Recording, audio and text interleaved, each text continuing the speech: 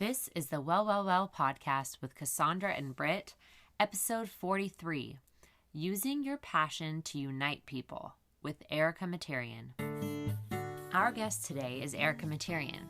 She is a single 27-year-old business professional who is applying for graduate school, working her full-time job, and dabbling in a passion project that we cannot get enough of. In the creation of this project, Erica has tapped into something that has really hit home for so many people. Like all of us, she goes through moments of thriving and struggling in finding purpose in life. One thing we know for sure is that Erica is passionate about using her gifts to connect people and grow a community of love and support.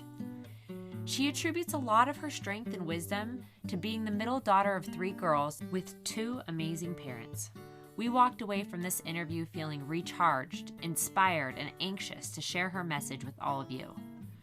We can't wait to hear what you learned from her. I keep thinking about the part where she uses the quote, "Bloom where you're planted," in a way that has stuck with me ever since we recorded. So good. Well, welcome to the podcast. We can't think of anything better than conversations with your friends about all the wellness. Let's discuss what the gurus are saying and weave the good stuff into our lives. We aren't experts, but we are your friends, and we are here with you. We are so glad you joined us. Okay, we are live. We've got Erica in the house with us. I know. We could not be more excited to have you, Erica. This is truly the biggest honor. Well, we really appreciate you taking time aside. We know what a busy woman you are, and it means a lot to us. And we have known you for many years. I think I've known you for maybe at least 12 years. Yeah. And you've known her whole life, Cassandra? Have I known you my whole life, Erica? Well, not your whole life, but maybe her whole life. Have you? Okay. I know that I have at least known Erica for 17 years. Wow. I know. And actually, my in-laws grew up with her parents. So my husband's family has known her family forever and ever. Right. So we love her. We love her family. And we're going to tell you a little bit about her family. She has 2 sisters, and she was raised by an incredible, super fun, fantastic mom and an awesome father, both very talented in many ways. And you and your sisters, Julia and Allie, are all 3 young working professionals. And you were raised by a mother who was formerly a nurse, and your dad's an architect. Yep. And so tell us a little bit about your family. What's the age difference with you and your sisters, etc.? Okay, we got 3 gals in 5 years. So my older sister's 18 months older than I am, and my little sister's about 22 months younger than me. Wow. So very fun. I honestly applaud my mom. Can't believe she did it. Could you imagine that queen walking around with strollers with all 3? Bless She her had heart. like a baby Bjorn, a baby backpack, and a stroller. She's flawless. She is flawless. She sure is.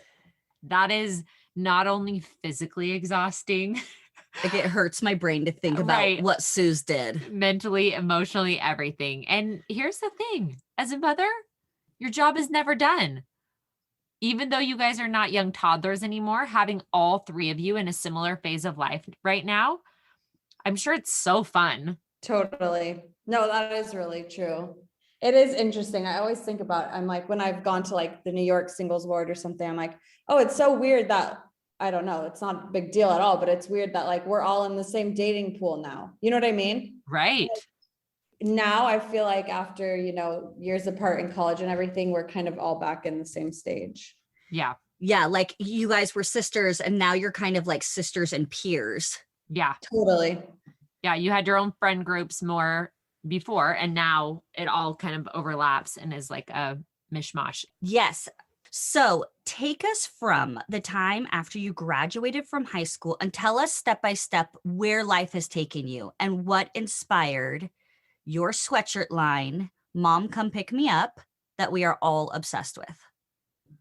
Oh, you're so nice. So I guess I went to college at BYU. I went on a mission to Chile, came home, went back to BYU, and then graduated from there in December 2017. And then right after I moved out to San Francisco for a consulting job, which I've been at for about 3.5 years. Due to COVID, I recently relocated from SF back to LA, but I'm still doing the same job. The sweatshirt line was actually inspired by an inside joke amongst my SF friends that we used to say during awkward situations. And I remember at an event one night, one of my peers said it, and it was so funny that it just became like a regular saying of ours during most social events. I mean, literally every moment was like a mom come pick me up moment.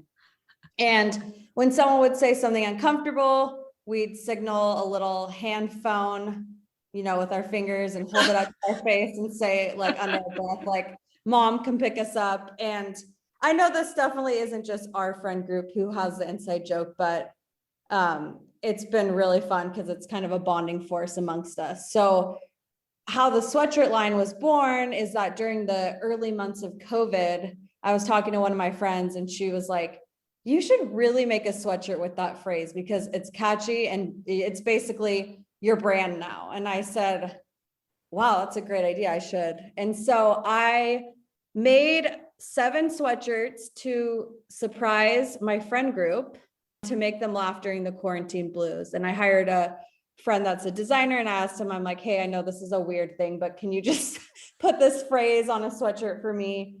And it definitely wasn't intended to be a business at all, but I think people caught on and it resonated with them. So it's kind of turned into a side passion project and it's been really fun. And I'm honestly still shocked that people want to wear a sweatshirt that has that phrase, but I think it's something that a lot of people relate to, and maybe launching it in 2020 was the perfect time because who didn't want to be picked up from everything that was going on? Oh yeah. It was like, mom, where are you? Save me. Oh. Literally, my mom actually drove up from LA to San Francisco and picked me right up. And wait, wasn't Susie wearing her sweatshirt when she came to get you?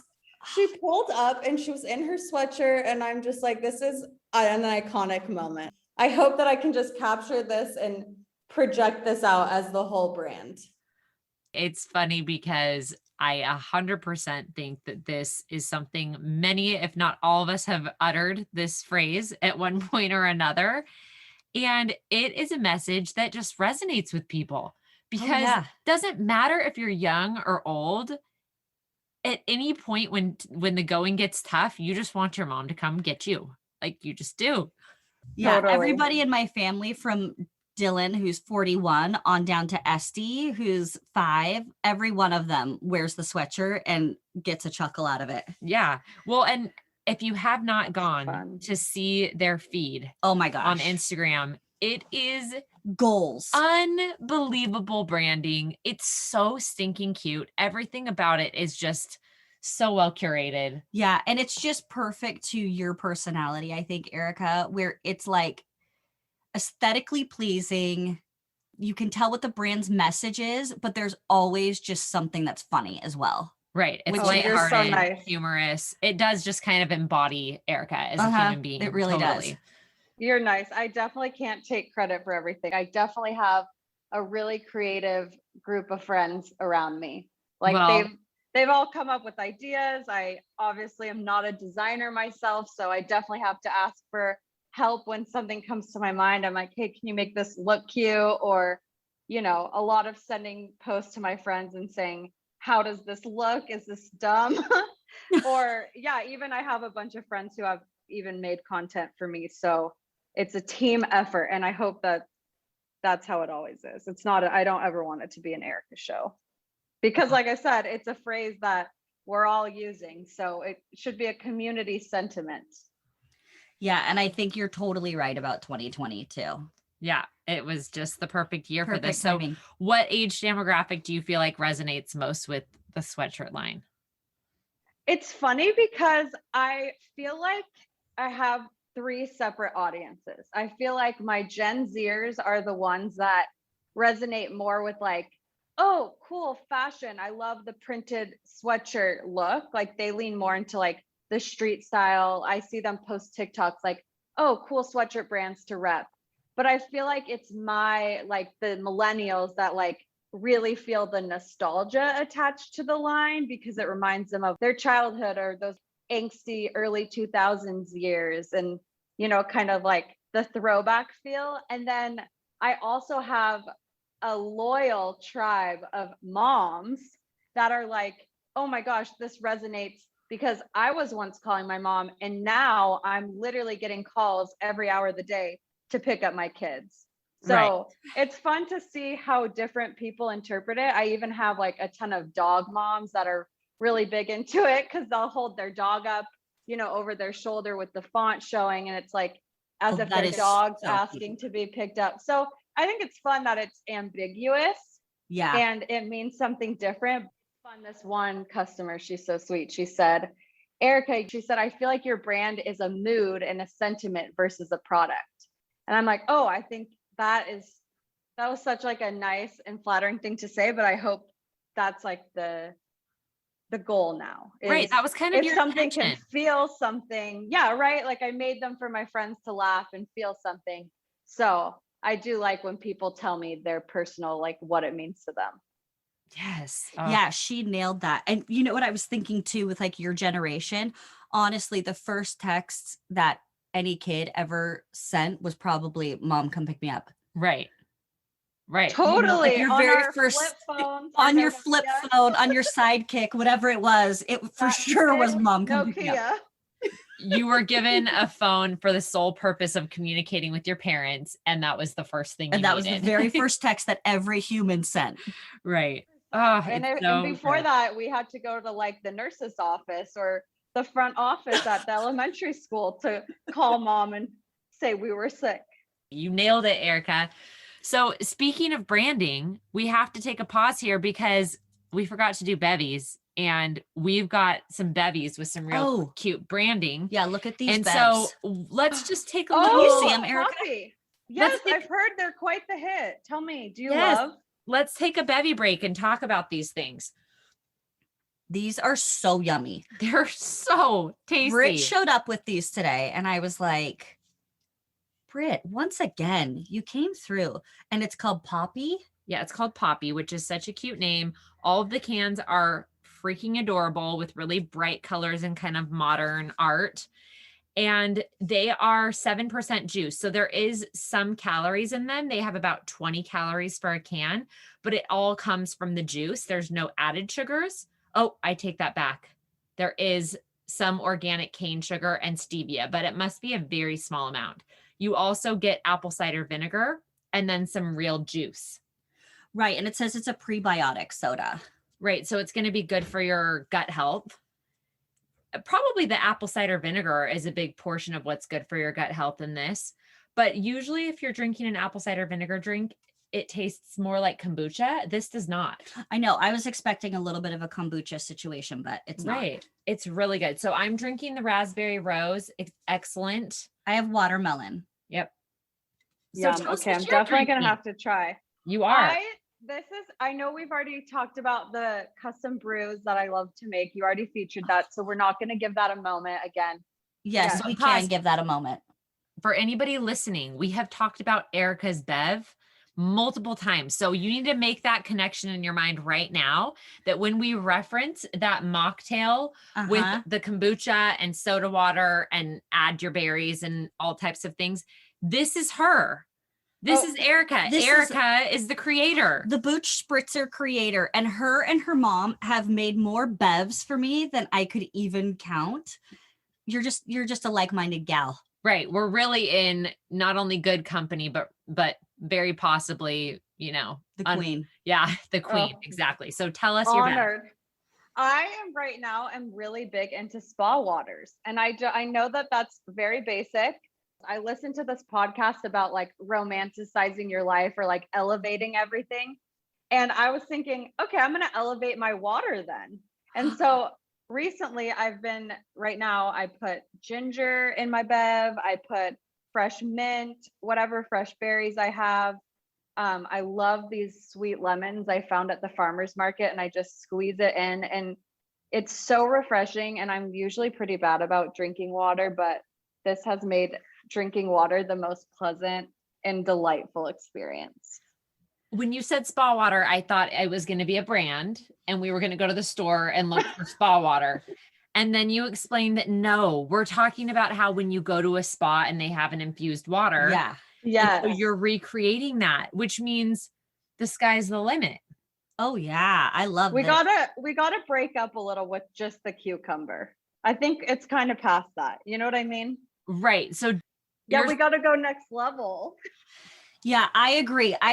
In mine, I like to do like maybe a little mint, maybe a little basil sometimes in my water, or like I'll do like a drop of an essential oil in there, and then like fresh herbs or fresh fruit. I'm with you, Erica. That sounds incredible. I've never done basil, but I'm about to hit that up. Yeah, basil's good. And maybe like some green apples sliced really thin with some basil. Yeah. Yum. Okay. Erica, you got our creative juices flowing. I cannot take credit for the spa water, but it's a good one. Okay, well, and I love the whole concept in general of elevating your life. Like that's pretty fantastic to just think about that. Yeah, like, little things you can do. Yeah, it's a great concept. Yeah, I've listened to some good podcasts, and I feel like that's just a good buzz right now on social media, is like, I guess, elevating different elements of your life, you know, like every experience can be elevated, which is a cool way to live. It's a cool concept. There's this woman that I follow. I don't know what her first name is, but her feed is Almost Makes Perfect. And I follow her on Amazon. Do you follow people on Amazon? No, never heard of this. Well, now they do these things where you can go live on Amazon. And so her and her husband, they go live. And her whole theory is like, I'm not telling you to just like buy a bunch of things. I'm telling you that like everything you buy can be like aesthetically pleasing and functional. Like that you're buying anyway? Like things you're buying anyway. So it's like a sponge, a water bottle, a placemat, like anything, things that you're going to buy regardless.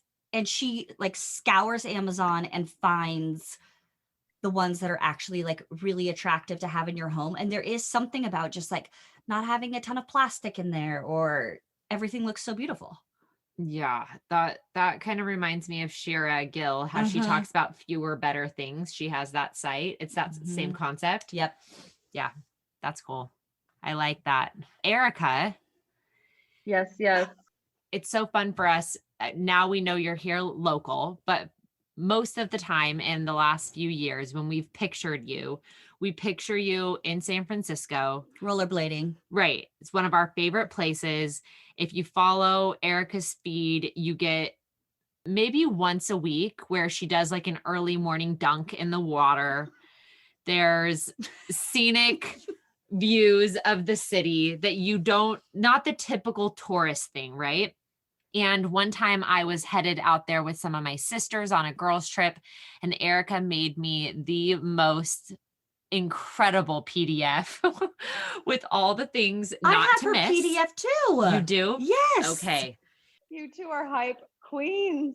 We're hype queens, but listen, you're going to have to turn that into an ebook soon. SF on Blades. SF on Blades. And then just tell people, like, you could be making money off your recommendations, because I'm here to tell you that not one thing on that list was a letdown. Yep. Like it was just win, win, win, win. And I also kind of felt like there was maybe it was in my head, but it was almost like there was this herd of tourists all going one way and we were going another way. The joke was on them. You felt cool. I felt you were like so cool. Suckers. Guess what we just ate? And you're like, we're locals. Right. It felt like I was a local because she didn't just tell you where to eat. She said, and if you go there, make sure you order these items. Yes. I know. Now I have a big fear of that. I always fear telling people what to get because I'm like, you know what? At the end of the day, we do all have different taste buds. And I don't want to let people down. Like if I thought something tasted great. So I'm glad it was a good experience for you. It was. And honestly, Erica, I think you need to lean into the fact that you have this gift. You have this gift of unifying people, kind of connecting them. It is fueled by your passion. whether it's passion You're so about nice. how we all have those awkward moments and need our moms, or passion about going through our emotional highs and lows. You are honest about that stuff. And because you kind of talk about that and share about it, it really does connect people. And we've noticed that you have really exercised that passion and kind of breeded some inclusivity through your Instagram feeds with your posts where you'll ask questions. Well, there's a few things. Number one, I think you probably have a great palate because your mom is a phenomenal cook. Went to culinary school, is one of the best cooks I've ever met. And you got the aesthetic thing She's from your amazing. dad. So your recommendations are pretty solid. Right. Oh, So you should just feel real Susan confident Robb with for that. the win. Yes. And so we are curious. Your mom was a nurse who cared for HIV positive patients. What lessons do you draw on from your mom from her young working life now that you're a young working woman? Oh my gosh, where to begin? Well, I think, okay, first off, I'm emotional because, my mom is truly incredible. I think a couple things come to mind. One is she's so humble. I find my mom never draws attention to herself or wants recognition. She serves endlessly and just literally delivers like the most delicious warm bread on someone's porch just because she's thinking about them. And when I think about this, I'm like, wow, my mom is truly like a silent force making the world a better place. And so I think that's probably like the first thing I'll say. Like, I hope that I can always be a silent force for good, like my mom. I think I often feel a lot of pressure to like proclaim what I'm working on or make it known just because I feel like the world is so competitive. And I'm like, wow, my mom's shown me that you don't need to boast to do good and to be seen for being amazing. And then I admire too that she cares about something and takes action as a result. Like growing up, I would always hear her talk about her AIDS patients and she would tell us about them. And she remembered every single patient by name and what they taught her.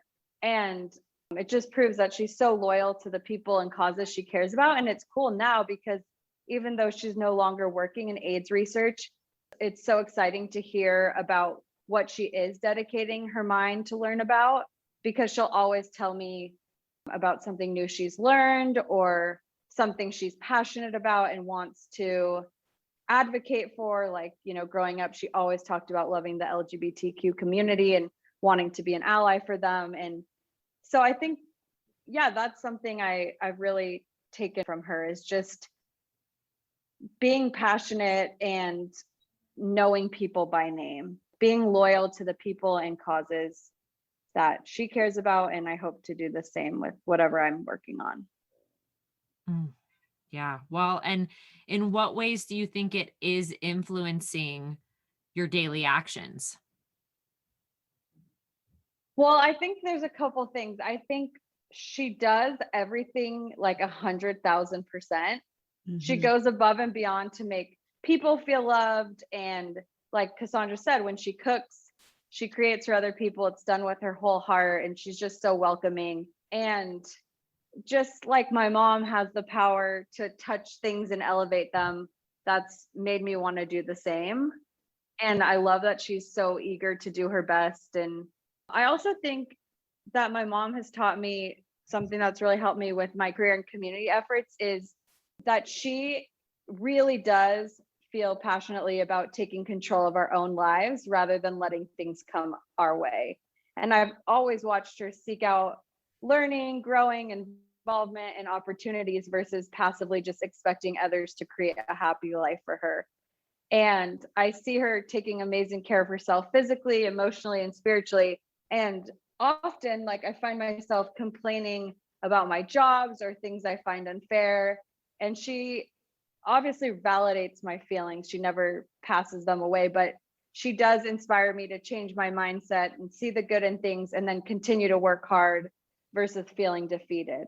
And so, yeah, watching her do that is super inspiring because it helps me want to take advantage of all the amazing things life has to offer, because I watch her do that. Yeah, it feels like it's one of those spiritual gifts that she has passed on to you and both of your sisters too. All of you are, I feel like, that way, very giving, very inclusive women who are amazing leaders that inspire not only just like me, but my daughter Ruby, who's 13. It's like, what would Erica do? What would Julia do? You guys really do just put that out there and take action. It's really neat to see. Well, speaking of that, tell us a little bit more about the questions you ask on your Instagram stories. You come up with the best questions. I don't know. I started doing those and I was like, oh, it's so fun. It started with this passion project I was doing 2 years ago, where I was trying to do a better job of mapping out without sounding too formal. I really wanted to take control of all these people that I've met in my life and put somewhere and document all the things that they've taught me. I feel like we meet people in our lives, and I'm trying to be better about thinking, oh, Brittany, this is something I've learned about Brittany from Brittany. Cassandra, this is something amazing she's taught me, and doing a better job of having a record of that. Because I think about it often in my head. Oh, I think about this person. I think so fondly about them, or can remember a lesson they've taught me. And so I started trying to do a better job of recording it. So I started asking my friends questions. I even sent some of my friends like a survey, and I'm like, could you fill this out? And it wasn't supposed to be formal. It was pretty deep questions, and it was amazing to get their answers written so I could just, like have them close to my heart. And so doing the questions on Instagram has been something of that sorts as well. Just, I really love learning from people. And I think when I can ask them, it's cool to see what they have to say. And it also changes my attitude too about a lot of things, to hear what others are grateful for, or what they're working through, or something that's keeping them excited. And yeah, just, I love having some sort of digital record of the amazing thoughts those around me have. So where do you keep this record? Do you like take notes in your phone, or do you write it down somewhere, or do you just kind of keep it in your mind? I started actually illustrating a little book that I was doing, where I took the outputs of these conversations and I was like doodling, like, here's their answer, and then here's like a little drawing. And so, I mean, I need to finish that, but all these things were kind of compiled into like a personal little book I was going to print. But it's not like to sell, or it's not a venture by any means. It's more just, oh my gosh, there's so many cool people that I've met and that surround me. I want to have a little book of their thoughts. That might be the coolest thing I've ever heard. Seriously. Yep. It's like we all go through this life, and we, like you're saying, we have these experiences, we have these learning moments and these teaching moments with people, and these times where you just wish you could like snapshot that. And I mean, oftentimes I've said the conversations I have in the hair chair with people, I wish we could have had that recorded, because I know it would have helped so many people, kind of thing. Right. And it's like that gratitude for the people in our lives. And as time goes by, memories fade. It's hard to really keep all of that close. And so making a record of it, first of all, I think it's just a huge act of gratitude, which is so cool, and most definitely perpetuates having more wonderful people that are going to be attracted to you, because you're so thankful for the people that are in your life and the lessons you've been taught. Speaking of this, I noticed on the Mom Come Pick Me Up feed that you must somehow know the Koi collection.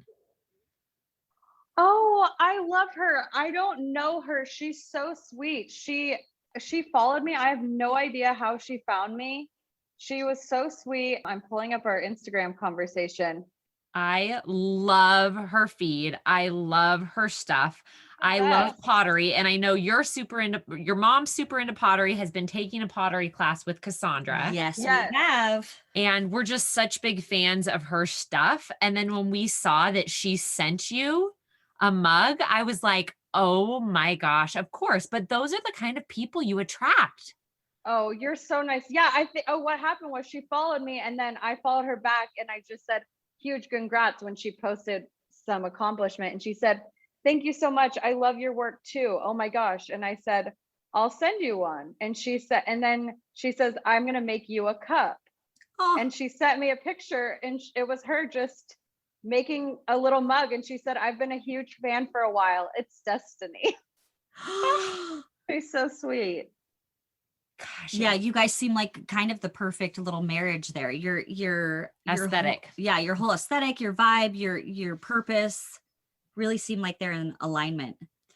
Well, it's awesome. cool. It's cool how what you're putting out there, Erica, is just attracting more people that are like-minded, that have a similar maybe desire to get out there in the world and try to, like your mom taught you, create the experience you want, right? Like kind of taking some ownership over your own life. I am sure that it's not all rosy all the time. Definitely not. But we have seen, you went on this mission, church mission to the country of Chile. Your college career was in Utah, and now your professional career has you living in San Francisco and LA. All of these things have taken you pretty far away from your family. And so I'm curious, tell us a little bit about these transitions and how you've managed feelings of separation and creating a new life in a new place.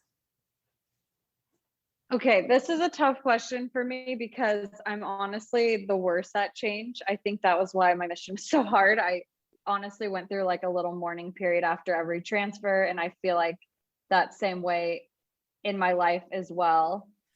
I think the key for me is I usually go through a little bit of a funk at the beginning, and then I face the pain straight up. And then the next thing I do to hit that thriving spot is I always try to remember the quote, bloom where you're planted.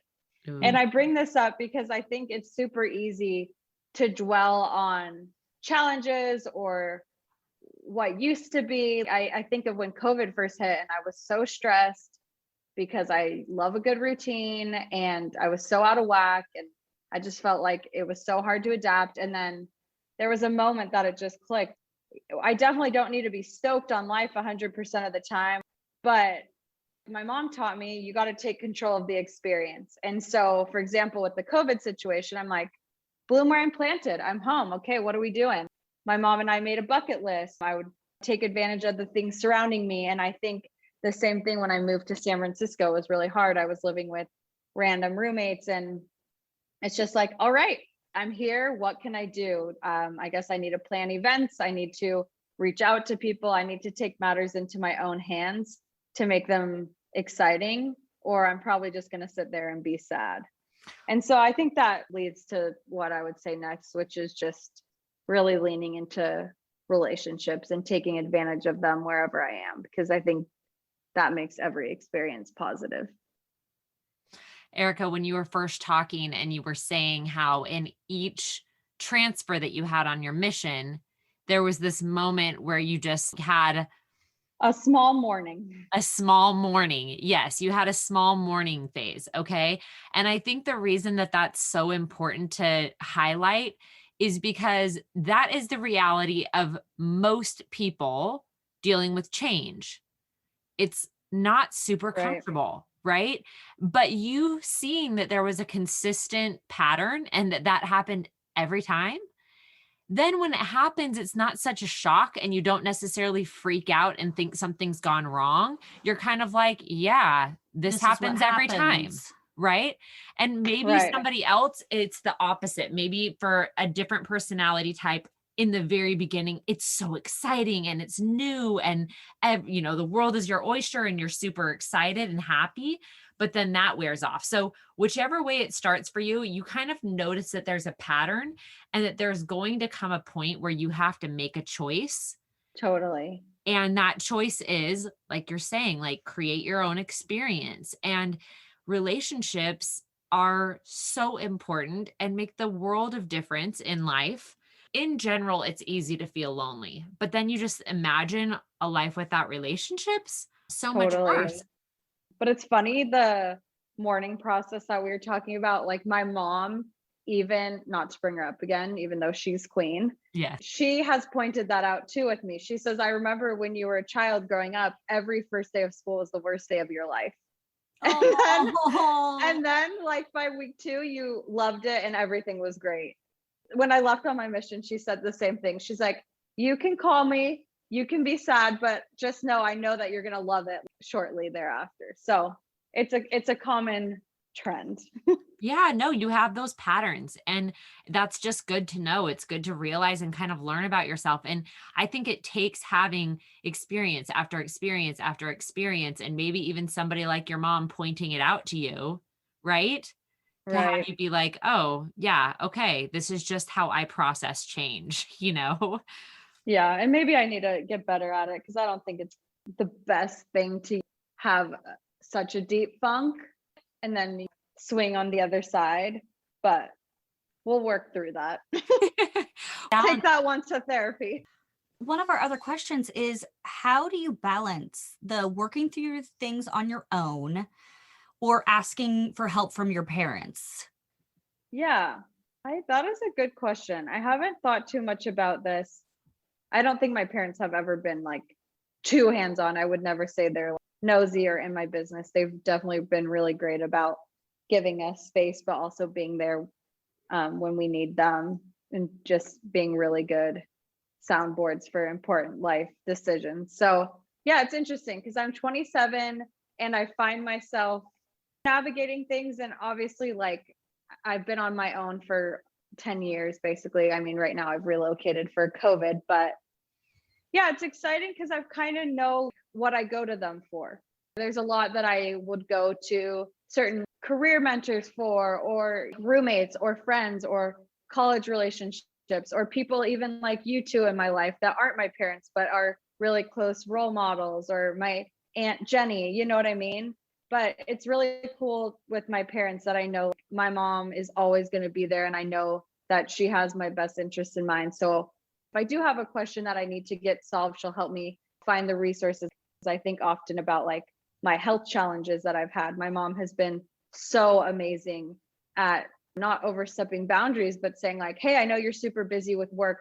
Let me know if you need me to call some doctors for you, or let me know if you need help finding recommendations. And she's so sweet. And with my dad too, like, he's really great to ask about how work is going. And I call him about a lot of more technical questions I have about navigating adulthood. So I think it's been an exciting balance, you know, to learn things on my own, but also to have them to bounce ideas off of, and also to lean on when I can't figure things out on my own.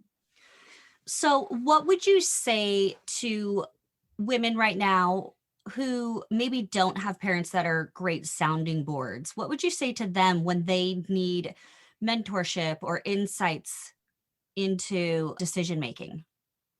Yeah, I think what I've realized and what I've seen is there are so many people that can serve as those mentor figures. And I'm so blessed and lucky to have parents that I go to, and such amazing close family friends and people I've met. But I think there's so many people who are eager to help. And I think building those relationships wherever you are crucial. Like, you know, being in my program at school, I work for a professor, and building that relationship, I can totally go back to him now and say, hey, Colby, I have a question about my next career. Could you help me? And so I think those are all things that, again, going back to what we've talked about, is like something that we have control over.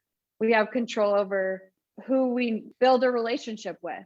And so many people are willing and there to be mentors. And it's just taking that moment to build that trust and then asking for help. I think that's what I would say to those people. Or there's so many people who want to help, just ask.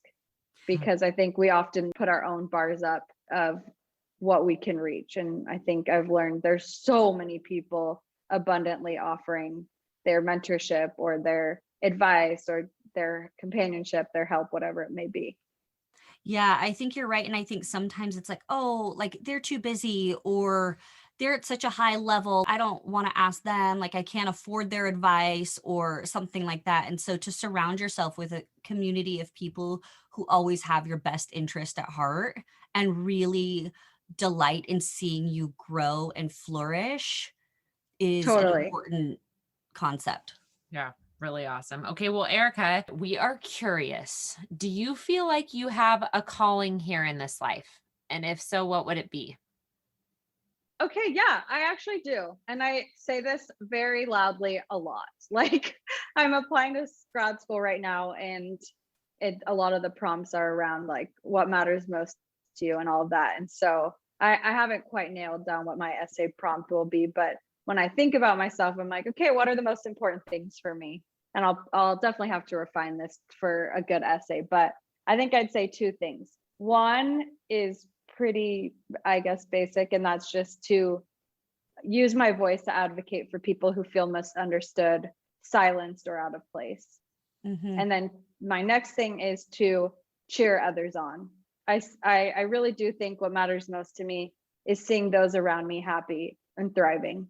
And like you two have been for me, like such hype queens and cheerleaders, I really hope to always be that. So I think my two things actually boil down to the same thing, which is I really hope to make people feel valued and heard. And what experiences in your life do you think have prepared you to fulfill that purpose? Oh, I don't know if I'm there yet. I really don't. I feel like this burning desire to be able to do those things.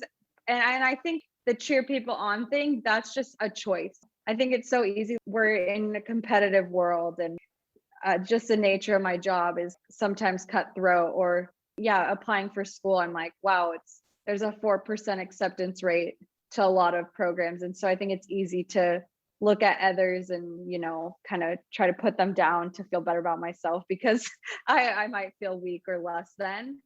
But at what moment in my life am I the rawest, purest form of happy? It's when I see other people happy. So that's something I don't need to aspire for. That's something I can do right now. I think in terms of giving people a voice, that's just wherever I am, if it's at church or in communities I'm in, working towards that. But I do think hopefully I can be in positions where I have the opportunity to advocate, versus sometimes it's a little more challenging to do that at the beginning of our careers or when we're younger, I guess, and less respected. But I do think there are things we can do without, being in a certain position. Okay, so speaking of that, we would love to hear your insights on women your age right now. What are some of the challenges that women your age are facing? And tell us some of the things that you're grateful for as a young working woman in 2021. Okay, women, I don't feel this all the time, but I do definitely think a lot of women feel like they're still living in a man's world and they have to prove themselves. I think that's a big challenge, either through over flexing or over talking about ourselves to try to make up for how we're just naturally seen is a challenge. And then this is something I'm really passionate about is childcare. I think that's a huge problem women are facing. I think more and more females want to work, and historically they were kind of assumed or just in society seen as the one taking care of the children while the husband's at work. And so it feels like now with more women wanting to be in careers, that's definitely going to be an obstacle that people together are going to have to overcome. If it's the wife working, then who watches the kid? Or definitely think that's a challenge that weighs into women's decisions and women's ability to do what they want. Right, because you want to see growth there so that they can make the choice that they want to. If they want to stay home and raise their children, then that can be their choice. But if they do want to continue in their career or their education or in their communities, how can we support them and Totally. And actually give them that choice instead of just kind of assuming that they'll stay home and that they maybe have to give up some of the things or sacrifice some of the things that they were looking forward to in their life to care for their children. But it's so dang expensive, childcare. Totally. But on that same note, I know you asked like why I'm grateful to be a woman. I really do think right now in 2021, it is a really exciting time. I've been able to see a booming scene of women business owners, and it's amazing now to see how many exemplary women role models who are creative and they're passionate, they're opinionated, they're strong and powerful, kind, compassionate, and loving. When historically, I think without making a generalization, it felt like women kind of had to choose. They had to choose to stay at home and be a nurturing mother, or choose to be a badass woman in business. Or if someone did both, it was shocking and uncommon. And I think now it's amazing to see women more frequently bridging the two. And like you talked about, and I really do believe, like, women shouldn't and don't need to choose between the two. And so it's exciting to see so many people that I admire in women figures show us that we can do anything and everything. And yeah, that's really empowering to me. And what a time to be alive. To What feel a time. so empowered by women showing us what our future can look like, because they've kind of overcome something that historically wasn't common.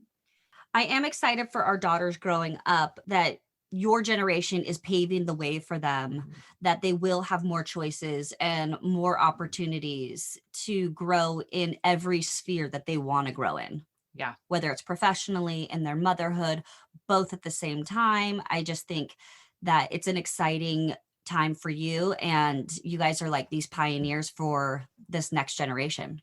Yeah, absolutely.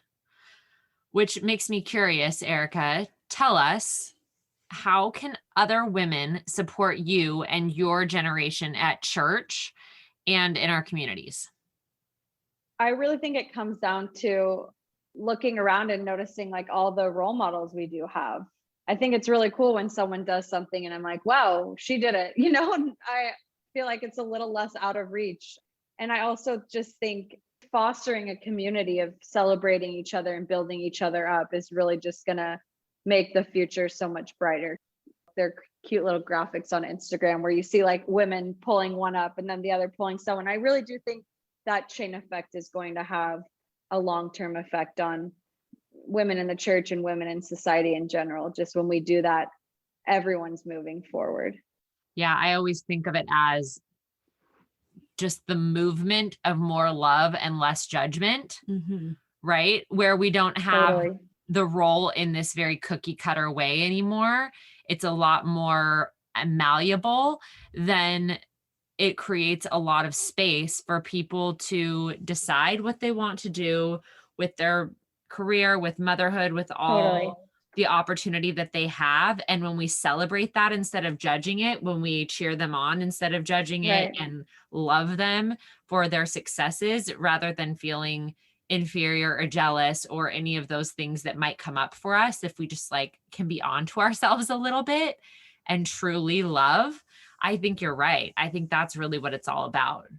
Yeah. And it seems like both are contagious. Love is contagious and judgment is contagious. Yes. And so if you're showing up in your communities or in your church or with your friends and they are expressing something to you, are you going to show up with love? Then it's going to spread to the other people around you. And if you show up with judgment, the same thing will happen. And, you know, it's deciding ahead of time who you want to be there. Yeah, totally. So, Erica, when you go to church, what do you feel like you are seeking? That's question part one. Yeah. And the part two that we want to ask you about is, if you could grab the ear of a church leader, what would you say to them? Okay, what am I seeking? I think, last year I had this aha moment in my life. I reconnected with my best friend from high school, who he was a year older, so he left for college before me. And so we just kind of lost touch and we didn't see each other for literally 10 years. And last year I saw him in San Francisco right before the pandemic hit. And I remember him saying to me, Erica, I remember when you left on your mission, you asked me if you could send me a Book of Mormon. And he talked about, basically, he's like, yeah, I remember, like, even when you got home, like, even though we didn't see each other, we like kind of texted and you talked to me about your religion, and just kind of hanging out with you now. I'm wondering, do you feel the same as you did when you first got home? And I was like, wow, that was, it's kind of a deep question, because I feel like the answer is yes and no.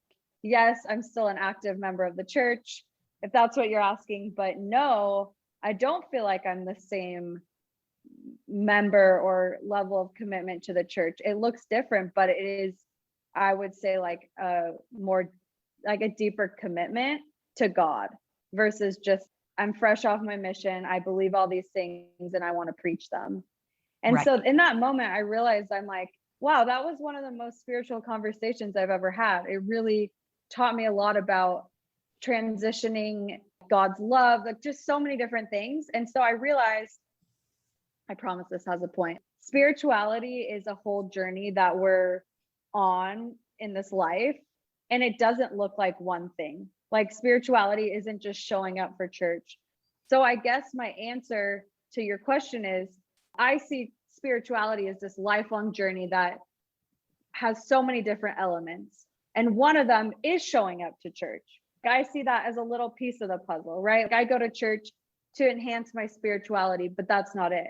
Just as much as I'm doing that, I need to be doing other things to draw closer to God. And I think that comes down to like having those conversations with people of different faiths and challenging our faith and going to therapy or meditating, exploring nature, writing, whatever it is that's therapeutic. But I do think for me now, I'm like, oh, church isn't the end all be all for me. Like I'm not going to church necessarily to like save my soul. I'm going to church with the hopes that I derive something that increases my spirituality and propels forward my whole faith journey, if that makes sense.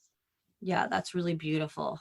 Yeah, totally makes sense. I love the idea of you're going to church, but not just for the actual act of showing up on Sunday. It's like part of this whole journey. Yeah. Right? This evolving spiritual journey that you're on, which is awesome. And definitely I see what you mean, where it's kind of like it goes from maybe a bit more of a juvenile mindset to like this lifestyle that you've had a lot more experience with. And so it deepens it, it richens it, and it broadens it.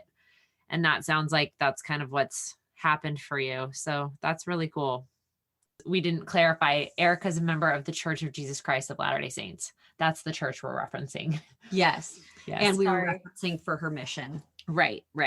So do you have something, if you could grab the ear of a church leader, that you would want to say to them? Yeah, I have a lot of things I would want to say to them. Same. Where to begin? I think my number one thing would be to just be so aware and in tune of people's situations that look a lot different than the cookie cutter participant of the church. I think we see a lot of that, and it's just so unfortunate that I feel like there's a group of members who are allying for underrepresented groups or people who feel rejected, but then there's a disconnect between then what the leaders say. And so I'd probably grab them by the ear and try to emphasize the experience some people are having that isn't uplifting. Because I think a lot of people try to do a really good job of creating a safe space and a loving home for these people that feel rejected or less than at church and outside church as well. And so they hold on to that. But then I think when a leader comes in and disrupts it or says something that's hurtful, it's just, it almost disregards the effort that so many members are putting in to make it a pleasant experience for them. Right. Which really aligns with what you were saying, part of your purpose. You feel that your purpose here is. And so you would take that same purpose and bring it into the church sphere and do the same thing, and I think it's from so many different angles. It's obviously like the LGBTQ community experience. I think the experience of them is so challenging. And then also of single women or widowed women or people who have been divorced, or I think I've seen a lot of people around like 29 through 35 who are single women in the church, and it's really challenging when they go participate in a world where there's so much talk about dating and marriage, and you feel like so disconnected from that. So I think there's so many groups within the church that aren't your basic family unit that makes it easy to relate the messages to. So I think just really showing them like the people who need to feel that extra love. Yeah, we're thankful for people like you. And to be fair, While Cassandra and I definitely feel like both of our hearts are turned towards a similar mission, and we feel a lot of inclination towards understanding more fully marginalized groups and also wanting to be an ally, we also know that when you're living an experience where you feel like you really fall into a specific category, it's like you're the person we're trying to learn from, Yeah. We just feel like, okay, tell us. You Listen, tell how us. can we support you? Yes. How can we support the women and the men around you? Right. You two are amazing examples. And honestly, I have to give a shout out to this podcast because I really do appreciate how you guys chat about those important subjects and just, yeah, you talk about a lot of cultural things and just the feelings of love. So I have a lot to learn from you both. Well, right back at you. So to wrap it up, Erica, we love to discuss our 3 wells about our body, mind, and spirit. And so for you, what does physical, mental, and spiritual wellness look like in your life? Well, in this moment, everything's bad. Just kidding. I'm very overwhelmed and stressed, and therefore it feels like we're not aligned. But yeah, I think for me, I had a moment, it was at the end of last year. It was a good moment where I realized like, wow, I was walking a lot. I was spending a lot of time doing things for my physical health. And that in turn made me feel so mentally good. And I feel like in that moment, I was also feeling like having these really cool spiritual conversations. And I'm like, wow, there's such a connection. I think normally I thought of them as different things. And I'm like, wow, it's amazing that when we're trying to nourish each of them, they're all so connected. Like when our body feels good, our mind feels good. When we physically feel well, we're obviously in a happier state. And therefore we feel like closer to God. There's so many connections there. But I think my biggest takeaway from last year was just like I focus on taking care of one element of health. I think they all need some TLC. Yeah, no question. And so when you're in kind of a wellness lull, what gives you the hope to keep going? I did this yesterday. Or like 2 days ago, that day that I was in such a funk, it was Sunday, and I went on like a 5-mile walk just to clear my mind. And I came home and I was like, I feel amazing. It was great weather. I got to chat with some friends on the phone. I got to disconnect from the things that were stressing me out. I got the sunshine, all those things, I think moving my body and just, yeah, whatever it was super healing. And I think another thing I always say is just little rituals, like a solid routine. Like I notice when I have a good bedtime routine of, a shower and then writing in my journal and putting on lavender oils and planning for the next day, like all those little routines really help me feel more solid and just more well, I guess. Well. Well. Look where we find ourselves. So, Erica, thank you so much for everything that you have shared. We so appreciate your knowledge, and we're really thankful for women like you who are doing so many amazing things, living in the world at its current state, working full time, coming up with passion projects and side gigs to express your creativity and connect with people. It's very inspiring, and we just think you're awesome. Well, thanks. I think you both are amazing. And honestly, wellness, I think you two are the best examples of it because you show me like when you step outside and think of others and you're just so loving, it seems like you both are so balanced because of that. So maybe that's the wellness secret we all needed. Step outside yourself. Well, that's nice of you to say, but it's always a work in progress for us as well. So tell us what your well looky here is, Erica. What are you looking at? What's your favorite thing right now? Okay, this combines a lot of things I love. I know I just mentioned that I love lavender oils before bed, but we connected. So I connected with this girl named Michaela who on Instagram through Mom Can Pick Me Up. And she's a small business owner. She and her mom co-founded a organic wellness brand for body products. They do oils, they do skin products. They have the most amazing body butters known to man. And my mom, I don't know if you know this about her, but she really doesn't like products. She doesn't love like a perfume. She has a very narrow scent palette that she vibes with. And my mom is obsessed with Drifter Organics. She loves how it feels and how it smells. And so I would say that's definitely our wellness secret right now. My mom and I both can't go to bed without using our Drifter Organics, Serenity Now, or Jar of Cozy body butters. And the Imaginary Picnic oil combined with the Serenity Now body butter is a home run sensation. Gosh, we're just And looking it up. also, it's a small business co-founded by 2 females, so you get a lot of positive things out of it, and they have amazing branding, and they're so sweet. So we Add love to cart Drifter. immediately. Wow, this is really, really cute. I mean, I'm saying cute. I'm sure the product is amazing too, but of course, I love something you can leave out on your counter. right? The marketing Totally. really She does sells. a really good job. Michaela, the daughter of the co-founding duo, is a graphic designer and an art director. So That makes sense. it all stemmed from, she has a chronic illness and a bunch of autoimmune disorders. And so her skin had a reaction. And so she and her mom actually formulated this body butter in response to her health needs. And so it's pretty cool, the story behind it. And also it's just, Yeah, smells amazing. It's awesome. it looks like they're all just super clean ingredients. Like I'm looking at it, it's like essential oils and all clean, very good for sensitive skin. Totally. Awesome. Okay, well, that's great. Cassandra, do you have a well looky here for us? Always. Another wellness company owned by women.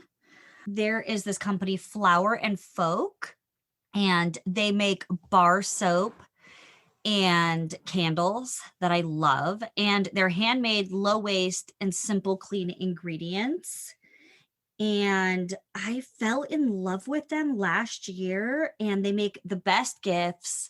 I reorder them constantly, and they're just a yes for me. I love the bar soap. I've been trying to transfer our family over to bar soaps for less waste. And this is one of the companies I found that I really, really like.